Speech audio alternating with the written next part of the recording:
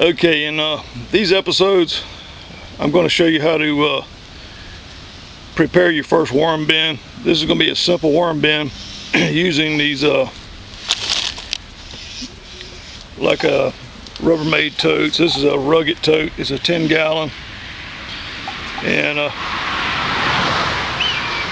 I'm going to show you how I drill holes in these. This was actually an experiment. I didn't have any holes in these, but I'm going to show you how I put holes in my bins.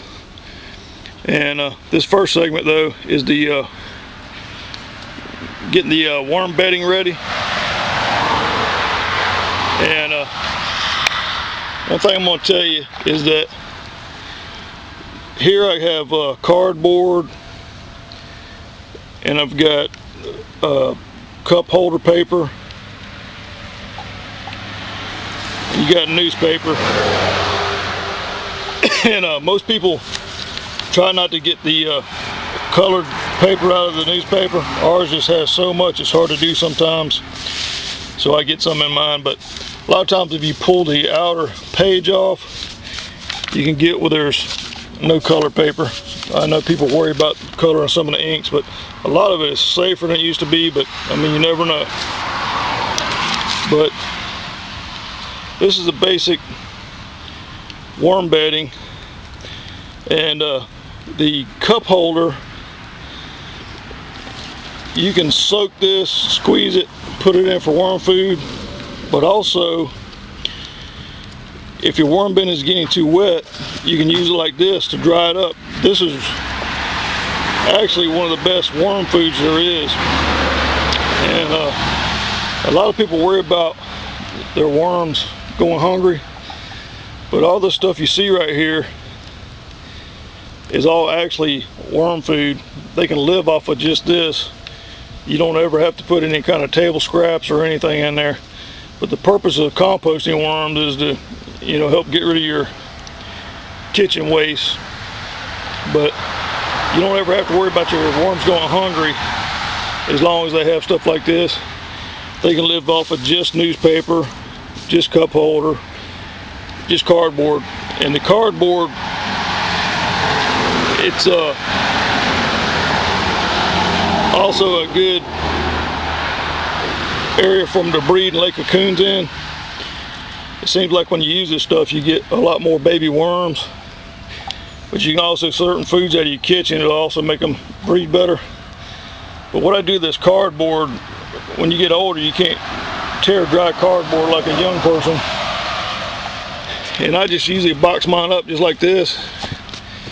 And this has been sitting on the rain. I don't know if you can see in the camera it's wet, but this stuff will tear real easy. I mean, if it's dry, you couldn't be doing that. But you could put some dry in there where some of these cells stay together, where worms can go up in there. I usually don't worry about it because even the way this stuff lays on top of each other, you're alright.